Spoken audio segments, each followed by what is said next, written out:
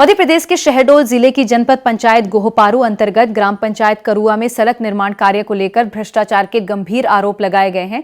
समाज सेवी राय गोपाल सोनी ने निर्माण कार्य और भुगतान प्रक्रिया की उच्च स्तरीय जांच की मांग की है।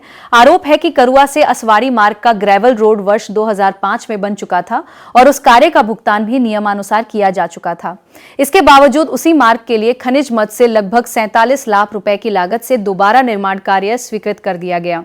शिकायतकर्ताओं का दावा है कि मौके पर केवल मुरुम, बोल्डर और बजरी डालकर निर्माण कार्य दर्शाया जा रहा है, जबकि भुगतान और सामग्री उपयोग को लेकर गंभीर अनियमितताओं की आशंका है।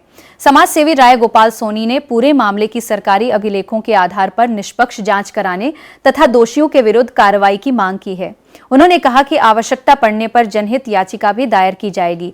फिलहाल इन आरोपों पर संबंधित विभाग या प्रशासन की ओर से कोई आधिकारिक प्रतिक्रिया सामने नहीं आई है। नमस्कार, मेरा नाम देवीशरण शर्मा है। मैं आदित्यपुरम ग्वालियर का निवासी हूँ। मेरे भाई उमाशंकर शर्मा को थाना गोपारू के द्वारा झूठे केस में फंसा दिया गया है। 23 तारीख 9वां महीना 2026 में उमाशंकर शर्मा को मेरे पैतृक गांव डोंगरपुर से गोपारू थाना की पुलिस पकड़कर ले गई है। अतः किसी भी व्यक्ति को इसका मेन कारण नहीं पता है आज तक। पुलिस अपनी जांच कर रही है, सभी लोग अपने अपने तरीके बता रहे हैं, सब अपना कर रहे हैं। मैं आपको आज इस केस की हकीकत बताना चाहता हूं कि इस केस में एक्चुअल है क्या। आरक्षक मोनू शर्मा जो है वो हमारे गांव का भानेज है और इनके मामा जी से हमारा पुराना प्रॉपर्टी का विवाद चल रहा है। कई बार इस पर विवाद हो चुका है। मोनू शर्मा ने अपने मामा का समर्थन करते हुए मेरे भाई को झूठे केस में फंसा दिया है। मेरा भाई वहां पर जमीन जुतवाने के लिए गया था, अतः वो मेरे साथ ग्वालियर रहता है। 23 तारीख 9वां महीना 2025 को गोपारू पुलिस मेरे भाई को पकड़ने के लिए आई। पकड़ लिया, मुझे नहीं पता चला। लगभग तकरीबन 7 साढ़े 7 बजे शाम को मेरे पास कॉल आया कि आपके भाई को जौरा थाने ने गिरफ्तार कर लिया है। मैं यहां से तुरंत अपना गाड़ी निकाला, तुरंत पहुंच गया जौरा थाने में। जाके मैंने पूछा कि मेरे भाई ने क्या अपराध किया है, तो बोले कि जौरा थाने ने उसको गिरफ्तार नहीं किया है, गोपारू थाना जिला शहडोल उन्होंने उसको गिरफ्तार किया है। मैं उनके पास गया, मैंने पूछताछ की तो उन्होंने बताया कि आपके भाई उमाशंकर ने गोपारू में लूटकांड किया है। तो मैंने पूछा आपके पास क्या सबूत है कि मेरे भाई ने ये लूटकांड किया है। तो मुझे एएसआई भागचंद के द्वारा दिया गया कि हमने फरियादी को उमाशंकर का फोटो खींचकर भेज दिया है, जिसमें फरियादी पहचान कर रहा है कि उमाशंकर शर्मा इस घटना में शामिल है। मैंने कहा ठीक है, मैं आपकी बात मान लेता हूं, पहचान कर रहा है।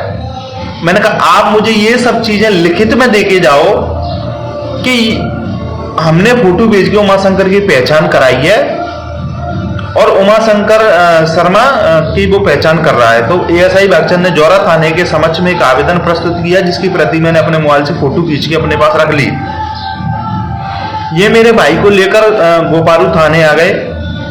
अगले दिन मैं ट्रेन से बैठ के गोपारू पहुंचा तो इन्होंने मुझे पहली बात तो ये बताया नहीं कि गोपारू कहाँ पड़ता है, क्या थाना। मैंने बहुत मुश्किल से भटकने के बाद गोपारू थाना ढूंढा, मैं वहां पहुंचा। सुबह मेरी मुलाकात थाना प्रभारी विनय सिंह गहरवार जी से हुई।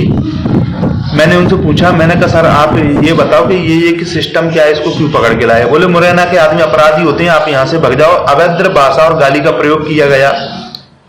जो मैंने इसका लिखित में आवेदन माननीय पुलिस अधीक्षक जी को भेज दिया था, पुलिस अधीक्षक जी ने बोला कि मैं इस पर कार्रवाई करूंगा, आप निश्चिंत रहो। उसके बाद मेरे भाई को जेल भेज दिया गया।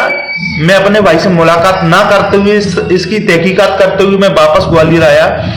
मैंने जानकारी निकाली 5 तारीख 8वें महीने पे मेरा भाई कहाँ था। जानकारी निकालने के बाद 2-3 दिन में इसमें जानकारी की तहकीकात तक पहुंच गया कि 5 तारीख को 8वें महीने में मेरा भाई जौरा से तकरीबन 4 बजे निकला और 5 बजे वो मुरैना बैरियल पे आया। उसके 5 दोस्त अमन सिंह तोमर, हनी शर्मा और सभी लोग हमारे मोहना से अर्टिगा गाड़ी से निकल के गए हैं वृंदावन के लिए। ये लोग सभी साथ में गए, इनका फोन पर बातचीत हुआ है कई बार उमाशंकर के मोबाइल से, और ये लोग वहां से बैठने के बाद फिर ये धौलपुर में खाना खाया इन्होंने, धौलपुर में पेट्रोल डलवाया सीएनजी टैंक, उसमें 13 रुपए का पेमेंट ड्राइवर के द्वारा किया गया, ड्राइवर सोहेल खान के द्वारा ऑनलाइन मोबाइल ट्रांजेक्शन किया गया, और बचा हुआ कैश पेमेंट उमाशंकर के द्वारा दिया गया था। उसके बाद ये लोग होटल में गए हैं, होटल राधा वृंदा में रुके हैं, वृंदावन में। उस होटल का रजिस्टर का कॉपी है हमारे पास, जो अमन सिंह तोमर के नाम से वहां पर रजिस्टर्ड किया गया था, और उस होटल का खींचा हुआ फोटो वीडियो सभी चीज है हमारे पास।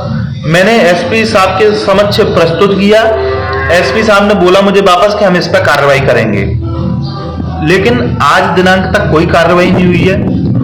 पुलिस मेरे भाई का मोबाइल लोकेशन नहीं निकाल रही है, क्यों? उनको पता है कि उसकी लोकेशन वृंदावन की है।